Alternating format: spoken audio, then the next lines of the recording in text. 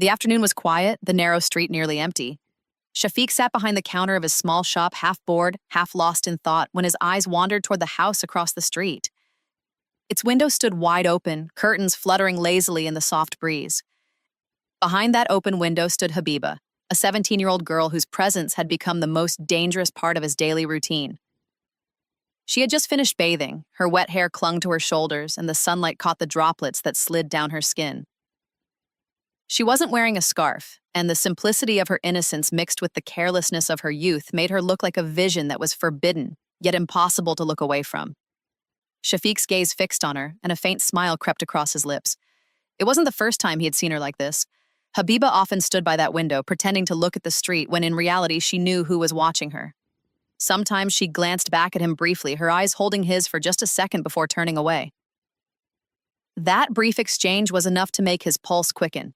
It gave him a sense of youth he thought he had lost long ago. He was in his late 30s, a husband and a father of two, but the love between him and his wife had withered long ago. His wife had once been beautiful, but after 2 pregnancies and years of household burdens, her charm had faded in his eyes. What remained between them was not affection, only routine.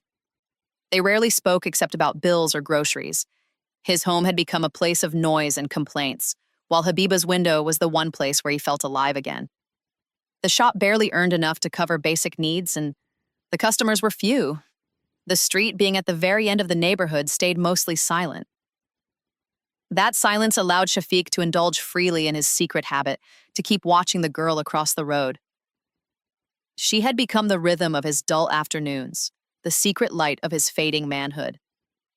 As Habiba brushed her long hair, pretending not to notice, Shafiq imagined conversations that had never happened, feelings that had never been spoken. Her youth fed his fantasy, and his gaze fed her silent vanity. In that quiet, empty street, something invisible yet dangerous began to grow. A desire that would one day burn down everything he had built. The next afternoon carried the same stillness, but Shafiq's heart was restless. He had spent most of the morning replaying the image of Habiba in his mind, her smile, her glances, her casual movements by the window. He didn't know if it was attraction or obsession, but whatever it was, it had already begun to take root inside him. The air outside was heavy with heat, and his small shop stood quiet as usual, waiting for customers that rarely came. Then suddenly the door creaked open, and Habiba's mother, Rashida, appeared. She looked frail, her face pale and drawn, her clothes loose, as if hanging onto a body that had already given up. Her eyes carried a sadness that made even Shafiq uncomfortable. She placed a few crumpled notes on the counter and said softly, "Brother Shafiq, give me a few essentials, rice, tea, oil, whatever this money can buy." He quickly gathered the items, noticing that the money wasn't enough. "You're looking weak these days," he said gently, trying to sound concerned. "Have you been to the hospital?" Her lips trembled as she shook her head. "No hospital can help me now," she whispered, and her eyes filled with tears. "I'm carrying an illness that won't leave me alive for long." Then she looked at him in a way that made his chest tighten, a look that wasn't just sad, but desperate. "I've made you my brother," she continued, her voice trembling. "If anything happens to me, I want you to look after Habiba." "Promise me you'll take care of her?" Shafiq's mind raced. He wanted to appear compassionate, yet deep inside he felt an inappropriate rush of excitement. The idea of being trusted with Habiba's future stirred something dark in him. "Of course, Rashida," he said quickly, hiding his satisfaction behind a mask of sympathy. "Don't worry. You've made me your brother. I'll protect her like my own." She nodded gratefully, wiped her tears, and gathered the groceries. Shafiq didn't ask for the remaining amount. He watched her walk away, her frail frame trembling under the weight of the small bags she carried. When she disappeared into her house, he leaned against the counter, lost in thought. What began as pity was turning into opportunity. Her illness was real, but to him, it felt like the doorway to something forbidden, something he had already begun to crave. Outside, the street returned to silence, but inside Shafiq's heart, a plan had quietly begun to form. The following afternoon, the heat was sharp, and the air outside shimmered like glass. Shafiq sat on a stool, pretending to arrange boxes on the counter, but his eyes were fixed, as always, on the window across the street. The curtains fluttered, and soon Habiba appeared again. Her hair was open, still slightly wet, and sunlight framed her like a painting. For a moment, she glanced at him, not by accident this time, but deliberately. Then she smiled, a faint, teasing smile that sent a strange thrill through his veins. When the lane emptied completely, she leaned slightly forward and gestured with her hand, calling him closer. Shafiq froze. He wasn't sure he'd seen it right, but then she did it again. A small tilt of the head, a playful movement that made his heart pound faster. He stepped outside the shop, pretending to check something, but she whispered across the street, "I want chocolate." He blinked, taken aback. "Which one?" he asked softly. Habiba giggled and pulled out a 50-rupee note from her neckline, waving it at him. "Whichever this can buy," she said. "I stole it from Mother's purse." Her childish boldness stunned him. For a second, he forgot his age, his wife, and everything that tied him to decency. Shafiq shook his head, pretending to scold her gently. "Keep your money," he said, lowering his voice. "I'll bring you one myself." He rushed back inside, grabbed the most expensive chocolate he had, and returned to her window, handing it over like an offering. Habiba's smile widened. "Thank you," she whispered. Her fingers brushed his lightly as she took it. That touch lingered longer than it should have. Before leaving, Shafiq asked quietly, "You always have a phone in your hand. Can I have your number?" For a moment, she hesitated, glancing toward the street. Then she bit her lip and whispered, "Don't tell Mother." She recited her number quickly. He saved it instantly, his pulse hammering in his ears. That night, back in his room, Shafiq waited until his wife fell asleep. Then, in the dim light of his phone, he sent Habiba a message. "Did you like the chocolate?" A few minutes later, she replied with a laughing emoji and then a picture. A bold, carefree image that made his breath catch. He stared at it for a long time before deleting it, afraid someone might see. Yet even after erasing it, the picture burned inside his mind. That night, he didn't dream of anything else, only her smile, her voice, and the sweet taste of danger that had finally entered his life. That evening, when Shafiq climbed upstairs after closing the shop, the sound of clattering dishes greeted him. His wife was setting the dinner table, her face dull from exhaustion. The smell of lentils filled the room. She spoke softly. "The expenses keep increasing, and your shop isn't doing well." "I had to ask my brother for money again." Her voice trembled with shame.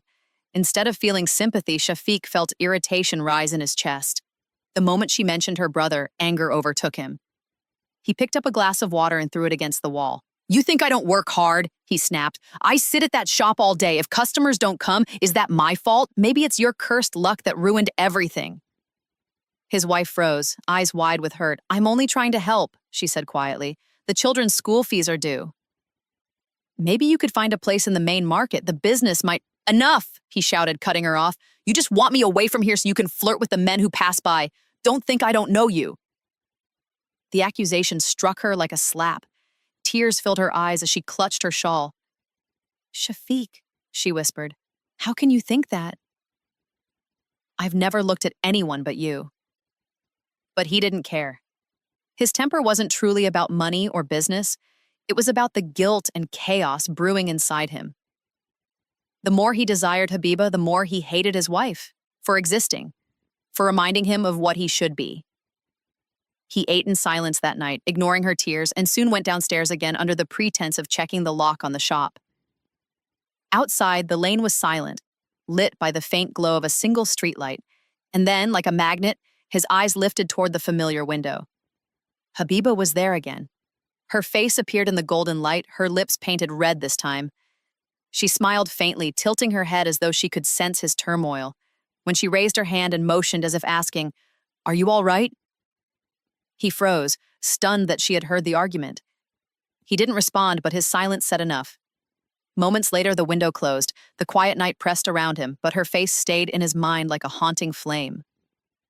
That tiny gesture, her soft look of concern, pierced deeper than any words from his wife could ever reach. For Shafiq, the line between desire and destruction had already begun to blur.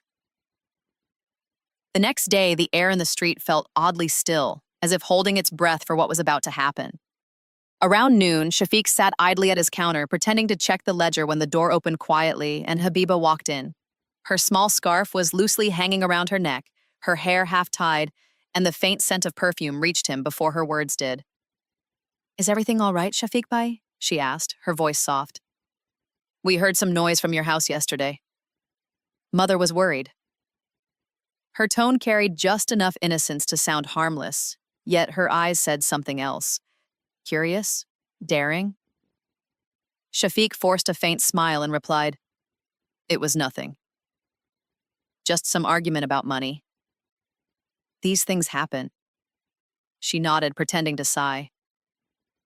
"Mother worries too much," she said, running her fingers over the glass jars on the counter. Then, almost casually, she added, "You should come to our house sometimes. It would make her happy." The words hung in the air. Shafiq felt his pulse quicken. He had imagined stepping into that house countless times, but hearing the invitation directly from Habiba was something else entirely. He didn't trust his voice enough to answer immediately, but when she smiled again and picked up a tin of biscuits, asking, "Can I take these?" "They go well with tea," he simply nodded. Habiba turned to leave, glancing around the empty lane before stepping outside. The door of her house remained slightly open, not fully shut, not exactly welcoming either. The thin slice of space felt like an invitation wrapped in caution. For a moment, Shafiq hesitated, caught between decency and desire. But temptation was louder than fear. He waited a few minutes, pretending to tidy the counter, then pulled the shutter halfway down and crossed the street. Inside, Rashida was lying on a cot in the small front room, wrapped in a thin sheet. Her smile was faint, but warm when she saw him. "Ah, Shafiq Bhai," she said weakly. "Good you came. I heard shouting last night. I was worried." "Sit, sit." Habiba is making tea. She's slow as always." He sat, nodding politely, his mind elsewhere. The sound of clinking cups came from the small kitchen. After a few minutes, Rashida sighed and said, "Go see what's taking her so long." "That girl forgets time." Shafiq stood up, his hands trembling slightly as he walked toward the kitchen door. Behind that thin wooden door waited the moment he had secretly wished for, a step that would change his life forever. The faint sound of a kettle boiling guided Shafiq toward the small kitchen. His heartbeat grew louder with every step. The narrow doorway framed Habiba like a painting, sleeves rolled up, hair loosely tied, her slim figure moving gracefully as she poured tanit tea into cups. The light from the small window caught her face, and for a brief moment she looked almost unreal. When she noticed him, she smiled faintly. "You came," she said softly. "I was just about to bring the tea. The first one got burnt, so I made it again." Her voice was gentle, but her eyes held a teasing warmth. Shafiq stood behind her, close enough to feel the heat of her presence. The air smelled of tea, soap, and something faintly floral. Something intoxicating. "You're very kind," he said in a low voice. "You always make everything better just by being here." Habiba laughed quietly. "No one has ever said that to me before." She turned slightly, and when she handed him the cup, his hand didn't reach for it. Maes reached for her, his fingers wrapped around her wrist before she could react. She froze, eyes widening, her lips parting, but no words coming out. "Habiba," he whispered, his voice trembling. "You're beautiful. I've never seen anyone like you." For a few seconds, she didn't pull away. Then, almost nervously, she whispered, "Let go, Shafiq Bhai." Mother might see us, but the protest in her tone lacked force. It was a whisper caught between fear and flattery. He released her hand reluctantly, his breath uneven. She looked down, cheeks flushed, then quickly changed the subject. From the counter, she picked up a small, folded packet and offered it to him. "Try this," she said with a shy smile. "It's something special. It helps me forget worries when I'm sad. It makes you light, free. Like the world doesn't matter anymore." He frowned, curious. "What is it?" "Just something harmless," she replied. "Trust me, Without thinking, Shafiq took it. Within minutes, a strange calm began to wash over him, like floating. The world dulled around the edges. Everything felt warm, soft, unreal. Habiba's laughter echoed faintly, melting into the sound of the boiling kettle. When he finally stepped out of the house, the sun was setting. His body felt heavy, yet his mind was light, half lost in a haze. He didn't know what he had just taken, but he knew one thing for certain. He wanted to feel it again. That night, Shafiq's body burned with restlessness. His heart raced for no reason, his hands trembled, and sleep never came. His mind replayed Habiba's laughter again and again. Her touch, her words, the strange warmth that had wrapped around him after he'd taken that special thing. By morning, the calm he had felt had turned into craving. His lips were dry, his nerves twitching. He wanted more. He needed it. By noon, he could no longer sit still. He pulled down the shop's shutter halfway and crossed the narrow lane again. Rashida was inside, lying on the cot as usual, a blanket pulled up to her chin. She smiled faintly when she saw him. "You're early today, Shafiq Bhai," she said, coughing lightly. "Habiba is inside. Go on." He didn't even respond properly. He just nodded and hurried toward the kitchen. Habiba greeted him with a knowing smile, as if she had been expecting him. "You want it again, don't you?" she asked softly, her eyes sparkling with mischief. He hesitated, but his silence was enough of an answer. She laughed quietly and handed him another dose. "See? I told you it makes you forget all your troubles this time." The sensation hit stronger. He felt powerful, light, invincible. The world became a blur of colors, and Habiba's face, that smiling, youthful face, became the only thing that mattered. Hours passed in that strange haze before he finally stumbled back home. From that day on, his visits to Habiba's house became frequent. At first, he told himself he went to check on Rashida's health. Later, he stopped lying even to himself. He went because he couldn't stay away. The drug had him in its grip, and so did Habiba. Together, they became his escape, from poverty, from guilt, from everything. His shop began to suffer. Customers who once trusted him stopped coming. The shelves remained half empty, dust collecting on the jars. His wife noticed his absence but chose silence. When she asked where he went during the day, he lied easily, saying he was searching for a new shop location in a busier market. The lie brought her relief for a while and bought him more time to destroy himself. Weeks passed. His eyes grew hollow, his body thinner. The mirror no longer reflected a shopkeeper. It reflected a man unraveling. Yet every time he felt that ache, that longing for peace, he thought of her, the girl across the street, and the powder that had become his prayer. Days blurred into weeks, and Shafiq's world began to shrink. His shop, once his pride, was now a hollow shell, where dust gathered more faithfully than customers. His eyes had dark circles, his hands shook when he tried to count money, and his speech often slurred. Yet every time the urge clawed at his insides, he found himself standing again at Habiba's door. One afternoon, he arrived earlier than usual. The door was slightly open, and from inside came the sound of muffled laughter. Two voices, both female. He hesitated for a moment, then pushed the door wider. Rashida was sitting upright on the cot for the first time in weeks. Her face, though pale, carried a strange energy. Habiba sat beside her, giggling, a small glass pipe hidden behind her shawl. For the first time, Shafiq saw clearly what was happening. The medicine Rashida always mentioned was no illness cure. It was addiction. The sickness she spoke of had been nothing more than withdrawal. She noticed him standing there, frozen in the doorway, and smiled faintly. "Ah, Shafiq Bhai." "Now you know," she said with unsettling calm. "There's no disease here. Only peace. If you can pay for it." Habiba laughed softly and added, "You're part of it now, too." "Don't look so shocked." Shafiq felt the room spin. The air smelled of smoke and something bitter. His mouth went dry. He wanted to scream, to run, but his body betrayed him. His craving was stronger than his disgust. "Just one more," he whispered weakly, hating himself for saying it. Rashida's lips curled into a sly smile. "Of course." "Nothing is free, Shafiq Bhai. You understand that now." From that day onward, every visit came with a price. At first, it was small amounts, a few hundred rupees, then thousands. Habiba would giggle, brushing her hair aside, distracting him with her beauty, while her mother counted the notes. They both knew he was hooked beyond escape.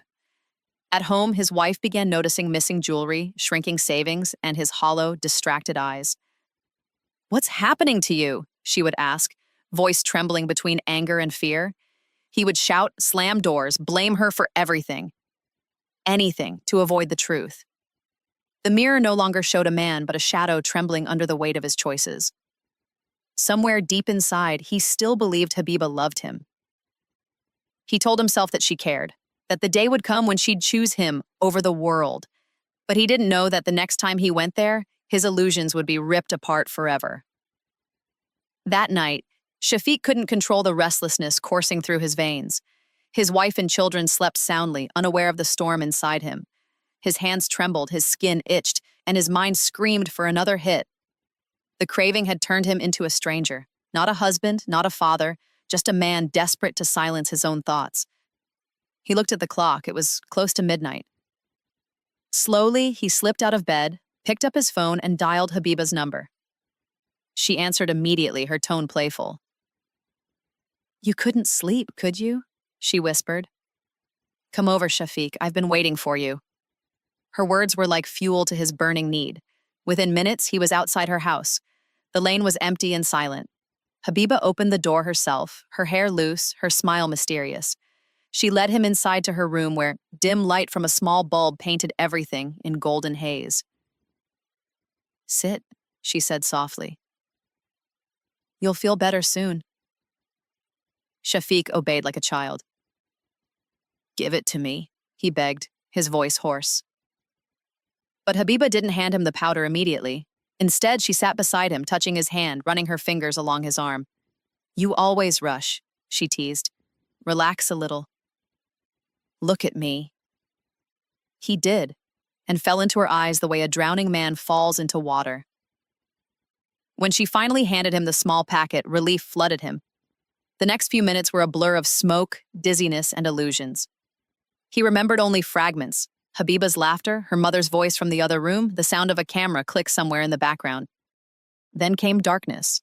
When Shafiq woke up, he was lying half-dressed on the floor. His head pounded, his mouth dry. The room was empty. Confused, he stumbled out, calling their names, but the house was silent.